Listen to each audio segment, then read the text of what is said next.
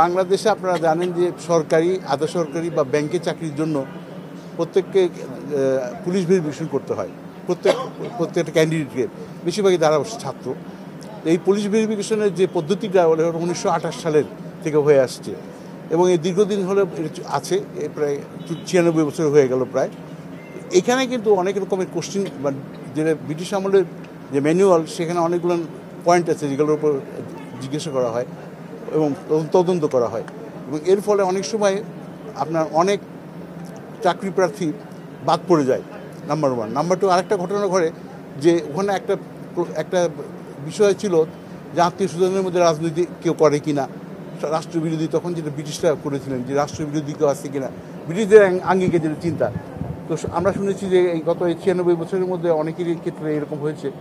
বিশেষ করে সম্প্রতি এরকম একটা অভিযোগ আসছে যে শুধুমাত্র রাজনৈতিক কারণে কারো আত্মীয় স্বজন রাজনীতি করে, সরকারি দল করে না, এমনকি মেবি খালা, খালু, ফুপা, এরকম যাদেরকে কোনোভাবেই বলা যায় না সম্পত্তি নিজের পরিবারের সঙ্গে সম্পৃক্ত, তাদের ক্ষেত্রে এইসব যুক্তি দেখে অনেকের ক্ষেত্রে চাকরি হয়নি।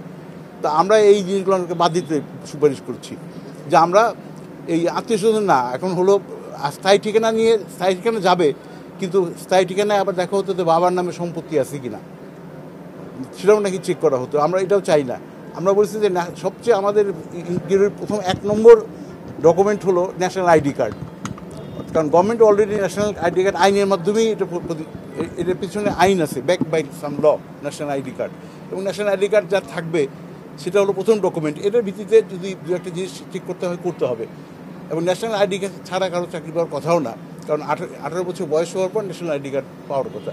এবং ন্যাশনাল আইডি কার্ড দেওয়ার সময় তো সব কিছু তদন্ত করার কথা, তদন্ত করা হয়। তো এর ফলে আমরা, এবং হয়তো অনেকে বলতে পারেন যে অনেক চাকরি এত গুরুত্বপূর্ণ না, কেন তদন্ত করতে হবে? কিন্তু গুরুত্বপূর্ণ না এই কথা বলা যাবে না। ক্লাস 1, ক্লাস 2 না, ক্লাস 3, ক্লাস 4 জবও আছে। মনে করেন একটা ব্যাংকের একটা গার্ড, তার চাকরিও গুরুত্বপূর্ণ। কারণ একজন ভুয়া লোক একজন নাম ঠিকানা পাল্টায় যদি চাকরিতে ঢুকে এবং পরবর্তীকালে কোনো দুর্বৃত্তের সঙ্গে জড়িত হয়ে যায়, সুতরাং ব্যাংকের ক্যাশিয়ার, ব্যাংকের ক্লার্ক, সেটা ব্যাংকের একটা গার্ড, সে চাকরিও গুরুত্বপূর্ণ। এবং আমরা জানেন যে প্রাইভেট ব্যাংকগুলো কিন্তু পুলিশ ভেরিফিকেশন ছাড়া চাকরি দেয় না। তো এই কারণে আমরা এই পুরো ব্যাপারটাই আমরা নিয়ে বসছিলাম যে যেভাবেই হোক এই মানুষের হয়রানি যাতে কমে। তো এটা মোটামুটি এগ্রি হয়েছে সবাই। না, থাকবে ন্যাশনাল আইডি কার্ডটা থাকবে, কিন্তু ওই যে রাজনৈতিক পরিচয় ওগুলো বাদ দেবো আমরা। হবে, কিন্তু রাজনৈতিক পরিচয় বা আত্মীয় স্বজনের পরিচয় ওগুলো বাদ থাকবে। দুটো আইন আছে, কড়া আইন, সেকশন 54 আর সেকশন 167। 54 হলো যে ক্ষেত্রে পুলিশ অ্যারেস্ট করে উইদাউট এনি ওয়ারেন্ট। আরেকটা হলো 167, যেটা হলো আপনি যেখানে পুলিশ আপনার রিমান্ডে নেয়। এই দুটো বিষয় কিন্তু আমরা সিদ্ধান্ত দেওয়ার মালিকও না, সুপারিশ করা আমরা, এমনকি হোম মিনিস্ট্রিও মালিক না। এটা আইন মন্ত্রণালয়ের আইন, সিআরপিসি আইন মন্ত্রণালয়ের আইন। কিন্তু আমরা সম্প্রতি দীর্ঘদিন এই গত 1-1.5 মাসের পরীক্ষা নিরীক্ষার পর এই ধরনের একটা পর্যায়ে আসছি। এখানে আমরা আইন মন্ত্রণালয় থেকে একজন জয়েন্ট সেক্রেটারি আমাদের সঙ্গে আমরা কোপ করেছি, মূল কমিটিতে কিন্তু ছিল না। পরে আমরা আইন মন্ত্রণালয়ের একজন যুগ্ম সচিবকেও কোপ করেছি। আমরা সবাই মিলে পরীক্ষা নিরীক্ষা করে দেখছি যে এই দীর্ঘদিন হলো এটা নিয়ে হাইকোর্ট এবং সুপ্রিম কোর্টে মামলা চলছে। এবং ব্লাস্ট নামে একটা অর্গানাইজেশনের পক্ষ থেকে ডক্টর কামাল হোসেন সাহেব উনি রিড করেছিলেন হাইকোর্টে।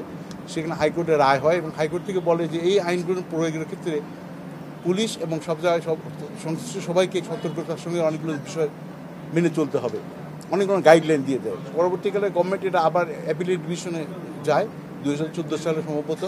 অ্যাপিলেট ডিভিশন বলে যে না, মোটামুটি কিছু ডিরেকশন দিয়ে দিয়েছেন, অর্থাৎ এই আইনগুলোর প্রয়োগের ক্ষেত্রে পুলিশ, সরকারের পক্ষে পুলিশ এবং অন্যান্য সংস্থাগুলো বেশ কিছু নিয়মকানুন মেনে চলতে হবে। তো আমরা এই আইনের যে হাইকোর্ট বা সুপ্রিম কোর্টের যে ব্যাখ্যা, সেই ব্যাখ্যাগুলো অলরেডি পুলিশের পক্ষ থেকে চেষ্টা করা হচ্ছে যে এগুলো নিজের লেভেলে নির্দেশ দেওয়ার জন্য। কিন্তু এটা আমরা বলছি যে এটা যদি সম্ভব হয়, পুলিশ রেগুলেশনস বুক অফ 1943-তে এটা অ্যামেন্ডমেন্ট করে ঢুকানো, বা ইভেন পুলিশ আইন ঢুকানো, বা অন্য কোনোভাবে আইনে যদি এটা সংশ্লিষ্ট করা যায়, তাহলে এটা একটা আইনের ফোর্স থাকবে। 54 বা রিমান্ডে নিয়ে আসে যে শর্ত আছে, ওখানে হাইকোর্টের শর্তগুলো কি স্যার? অনেক লম্বা চলে। একটা দুটো যদি বলেন। যেমন একটা হলো যে ওই তার আত্মীয় স্বজনকে টেলিফোনে জানাবে যে তোমাদের লোক আমরা নিয়ে আসছি। তারপরে একটা কাছে ঘরের ভিতরে রেখে তারা ইন্টারোগেশন করবে।